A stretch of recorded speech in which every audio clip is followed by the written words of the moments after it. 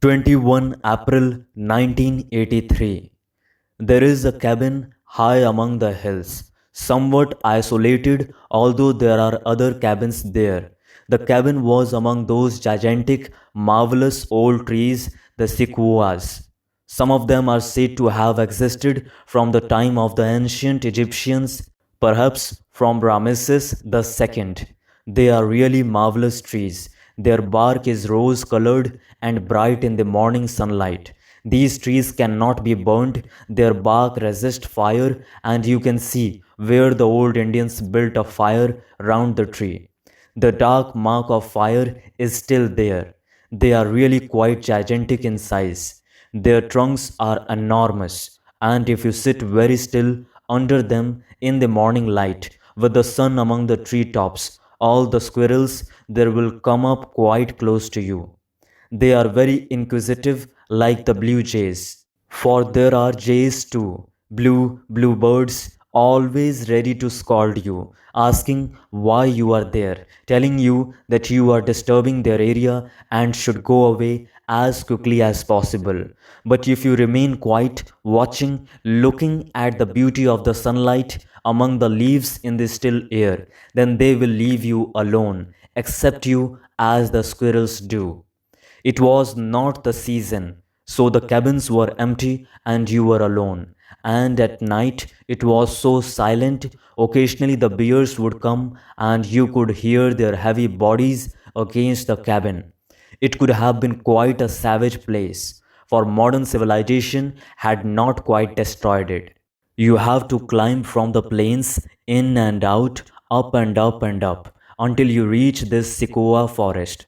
There were streams rushing down the slope.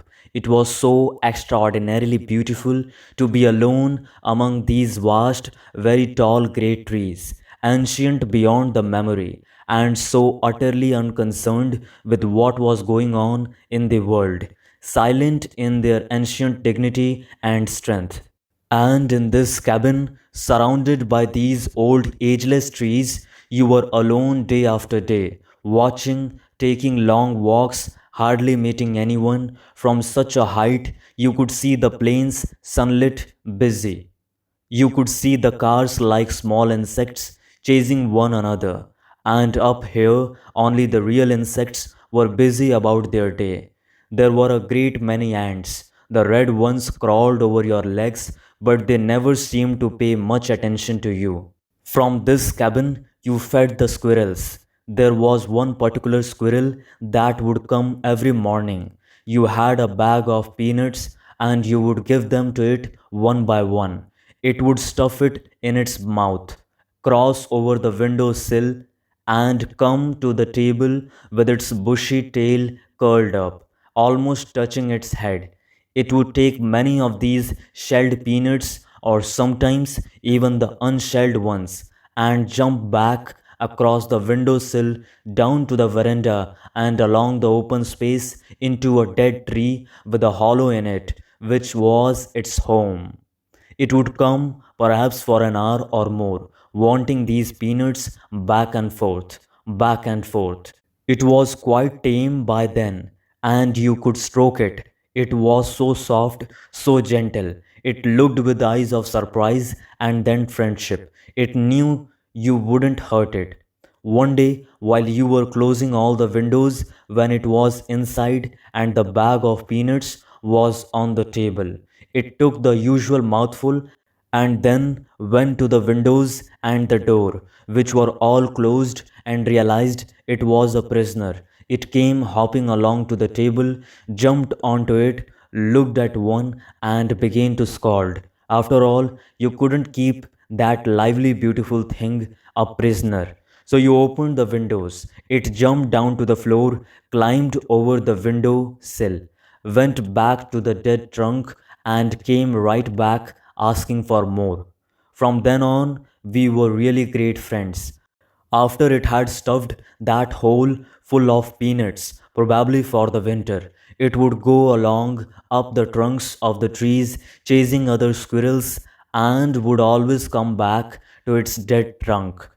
Then, sometimes of an evening, it would come to the window sill and sit there and would chatter. looking at me, telling me something of the day's work, and as it grew darker, it said good night and jumped back to its home in the hole in the dead old tree. And the next early morning, it would be there on the window sill, calling, chattering, and the day would begin. Every animal in that forest, every little thing was doing the same, gathering food, chasing others in fun and in anger, and the big animals like the deer were curious and looked at you.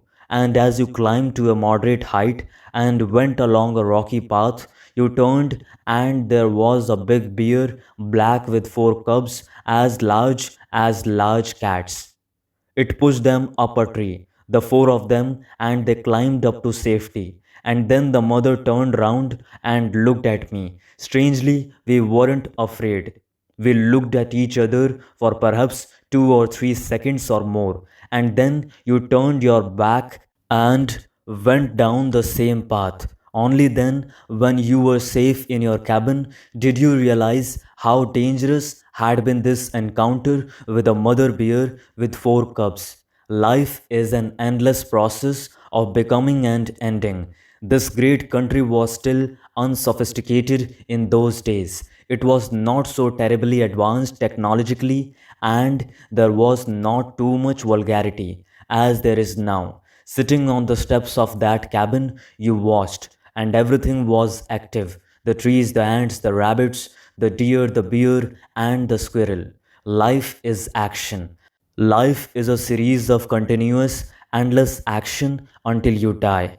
Action born of desire is distorted, is limited, and this limited action must invariably do what you will, bring about endless conflict. Anything that is limited must, in its very nature, breed many problems, crises. It is like a human being who is all the time thinking about himself, his problems, his experiences, his joys and pleasures, his business affairs, completely self centered. The activity of such a person is naturally very limited. One never realizes the limitation of this self centeredness. They call it fulfillment, expressing oneself, achieving success, the pursuit of pleasure, and becoming something inwardly, the urge, the desire to be. All such activity must not only be limited and distorted, but its successive actions in whatever direction must inevitably breed fragmentation, as is seen in this world.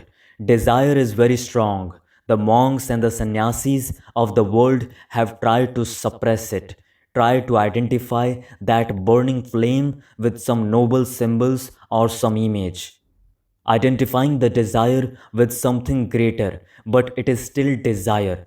Whatever action comes out of desire, whether it is called noble or ignoble, is still limited, distorted. Now the blue jay has come back. It is there after its morning meal, scalding to be noticed, and you threw it a few peanuts. It scalded first, then hopped down to the ground, caught a few of them in its beak, flew back onto the branch, flew off, came back scalding, and it too, day by day, became gradually tame.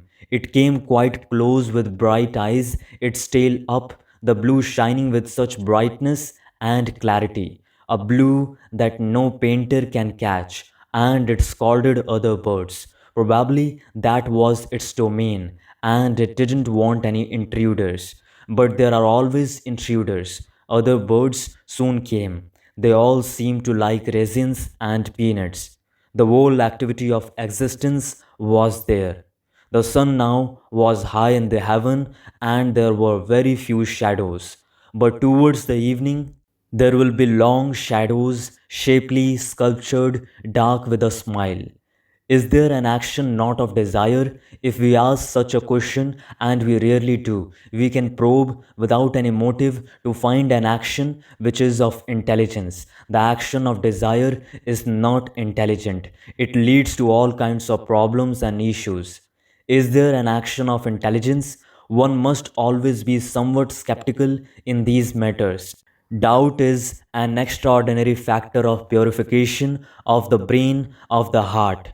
Doubt, carefully measured out, brings great clarity. Freedom. In the Eastern religions, To doubt, to question, is one of the necessities for finding truth. But in the religious culture of Western civilization, doubt is an abomination of the devil. But in freedom, in an action that is not of desire, there must be the spark of doubt. When one actually sees, not theoretically nor verbally, that the action of desire is corrupt, distorted, the very perception is the beginning of that intelligence, from which action is totally different.